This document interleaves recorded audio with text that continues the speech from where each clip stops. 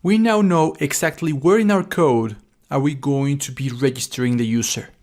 We have added this if statement inside of the clicked event for the register button in a new page where the user is going to be registered in the cloud database that we already have. But for this to be complete, there are still 3 steps that we need to perform.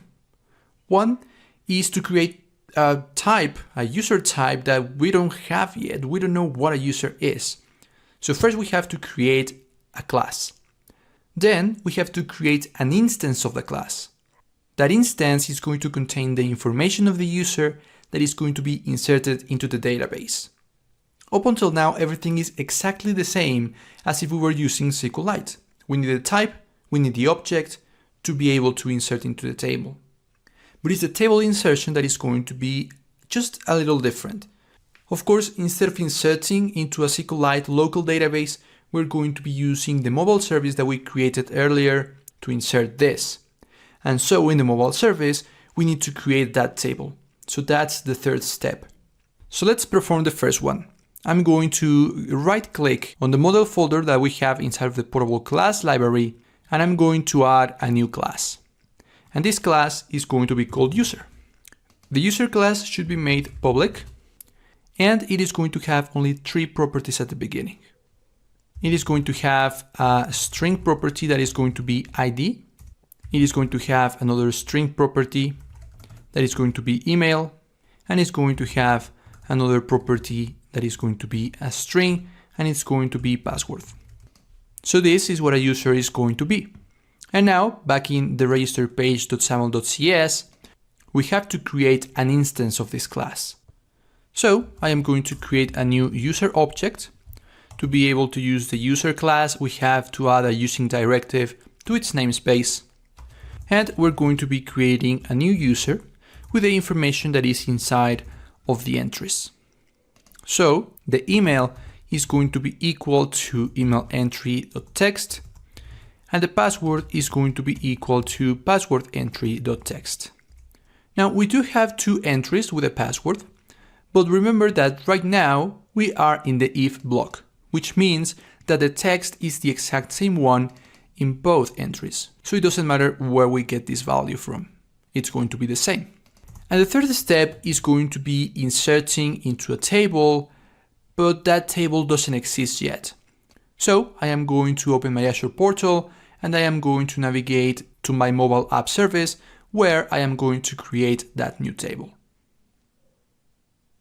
So I am here in the mobile app service in the easy table section, and I am going to create a new table. This has to have the exact same name as the class that we have just created. And I am going to leave the same permissions, the default permissions. I'm going to click on OK, and the table is going to be very quickly created. Now we have to navigate back to Visual Studio and perform the insertion. So back in Visual Studio, to perform the insertion, we have to access the mobile service. This mobile service static property is going to allow us to perform all kinds of operations with our cloud database. And the mobile service is going to have a get table method. Of course, right now, we don't want to get the table to get what is inside of the table, but because it is to this table to which we want to insert. So we first have to get that table that we're going to be using. And to get the table, we have this generic get table method that will get the table of the type that we are passing between these angle brackets. And so it is very important that the same table that we have in the database exists as a class inside of our Xamarin project. Otherwise, the table will just not be found because it's not called the same way. So it has to have the same name. Now that we have the table, then we have the insert async method. And it's going to be as easy as passing the object that we want to insert. In this case, it is the user object. And because the insert async is an async method, of course, we have to await it. And because we're awaiting this, we have to make this an async method. And that's it. By the way, the display alert method is async as well, so I'm going to await it. And all there's left to do is to test this. So here is the application up and running, and in this case, what we have to do is navigate to the register page. In the register page, we are going to be adding an email. Now, right now, we are not necessarily evaluating if what we write here is actually an email, but I'm going to write something that resembles an email. And I am going to write a password that is the same both in the password entry and in the confirm password entry. So the if block is the one that is going to be executed. Now currently, we are not really telling the user if the register is successful or not. But I'm going to click on register and I'm going to assume that everything went all right.